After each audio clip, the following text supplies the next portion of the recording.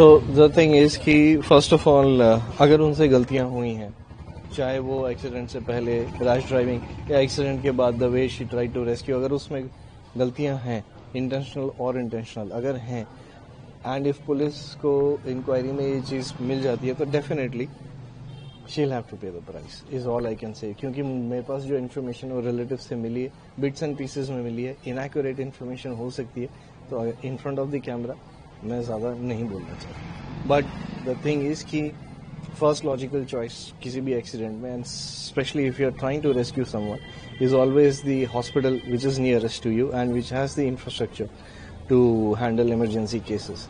अगर वहां नहीं ले गए तो उसके पीछे उनका क्या रीजन था, आई रियली डोंट नो। मेरे को first hand, second hand, third hand information मिली है, may not be accurate to say in front of the camera, but those decisions were wrong. If you want to really save someone, you should take the person or the victim. Sir एक सवाल ये है कि गंभीर धाराएं police ने लगाई है, culpable homicide not amounting to murder लगाया है, इसके अलावा I do not know कि किस केस में क्या धारा लगनी चाहिए। अगर एक रैश ड्राइविंग के केस में ये लगती हैं तो police knows better than me, and probably whatever उनको भी जो करेक्ट इन्फॉर्मेशन मिली होगी उसी के हिसाब से उन्होंने ये केसेस लगाए होंगे ना। So, okay, I would say I'm a well-read guy, but not from this area. Law की nitty-gritties के बारे में मुझे ज़्यादा पता नहीं. So, I can't. I'm not the right person to comment on that. देखो हमारी दिल्ली गवर्नमेंट ने इतने अच्छे पोल्यूशन को लेके नॉर्म्स लिए हुए हैं कि where a vehicle with an engine older than 10 years should not come, ठीक है, और इवन जो चालान होता है, आपकी अपनी गाड़ी है तो अगर पीयूसी नहीं कराए तो 10,000 का, किसी और की गाड़ी चला रहे 20,000 का, वेरी वेरी स्ट्रिक्ट नॉर्म्स। तो इवन व्हीकल जो those vehicles that ply on the road, उनको ना ज्यादा पावरफुल इंजन्स नहीं देने चाहिए, because people unknowingly don't know how to handle that. इतनी पावर को हैंडल करना, और मे बी पुलिस जो लोगों को चेज करती है, पुलिस के पास ऐसी गाड़ियां हों, एम्बुलेंसेज में ऐसी हों, इवन प्राइम मिनिस्टर फ्लीट में ऐसी गाड़ियां हों, बट एक आम आदमी को ऐसी गाड़ियां मत दो, shouldn't be allowed. It's just a point, it's just a point. ठीक, शुक्रिया। मैं उनकी भाभी हूँ, मैं बड़ी भाभी हूँ मैं, but he was like a brother to me. मुझे उनके पेरेंट्स भी they just like parents to me. तो कल कितने बजे पता चला आपको? कल मुझे दोपहर को पता चला, आंटी लोग, मासी लोग, ये लोग 3 बजे के करीब वहाँ पहुँचे। उसके थोड़ी देर के बाद उनका मुझे फ़ोन आ गया और हम निकल गए। फिर हम वहाँ घर से हम निकल गए, then we reach the hospital. Ma'am ये बताइए कि नवजोत जी कहाँ फिलहाल पोस्टेड थे, कहाँ डिप्यूटेड थे, कहाँ उन्होंने काम किया? सी वो तो मिनिस्ट्री ऑफ फाइनेंस में थे वो, एंड ही वाज अ पूरा ब्यूरोक्रेट थे। वो इंडिया को रिप्रेजेंट करते थे यूएन पीस में, IMF में, and he was doing so well, and he was representing 3 countries, Japan and Korea and एक कंट्री और था, I am not getting the name, I am sorry. एक कंट्री और था, पता नहीं कौन, China, and he was representing China also, या। तो वो एज ये कंट्री उनके अंडर था। तो वो अभी जैसे इंडिया में बुलेट ट्रेन का जो होने वाला था deal, he was just doing that also, वो जो deal he was into that. Bureaucracy में जिस तरह से बता रहे हैं लोग, काफ़ी अच्छा उनका, बहुत अच्छा, बहुत अच्छे थे वो, बहुत अच्छे थे वो, बहुत अच्छे थे वो। मतलब कोई एक बंदा आपको ऐसा नहीं मिलेगा कि जो उनके अगेंस्ट ऐसा कुछ बोले, एक भी बंदा आपको ऐसा नहीं मिलेगा। सब उनको इतना पसंद करते थे, इतना पसंद करते थे कि बस he was everybody's favourite, everyone's favourite. वो हॉस्पिटल में है वो, तो अभी उनकी सर्जरी चल रही है उनके। या अच्छा, हम क्या कहेंगे, जितनी भी मैक्सिमम एक्सीडेंट हम लोग देखते हैं BMW, मर्सिडीज, इस तरह से, तो क्या कहेंगे इसके बारे में आप?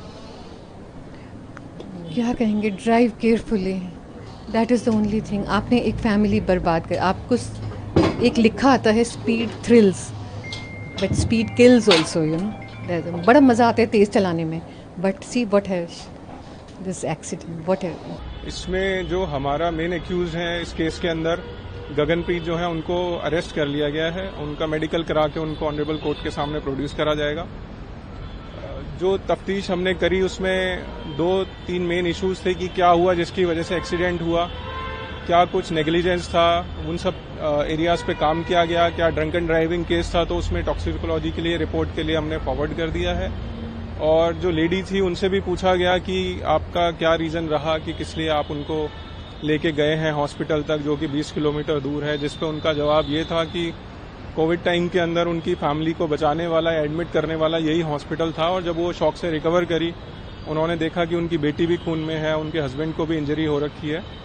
तो उस पॉइंट पे जो विक्टिम्स हैं वो भी कहीं ना कहीं मेजर इंजरीज की हालत में थे, तो उनको ज़्यादा कुछ दिमाग में नहीं आया और उन्होंने बस जो टैक्सी थी उसके ड्राइवर को इमीडिएटली बोला कि वहाँ पे एक हॉस्पिटल है जीटीबी नगर में, हम इनको वहाँ पे ले चलते हैं सो दैट कि उनको फर्स्ट एड दे दिया जाए।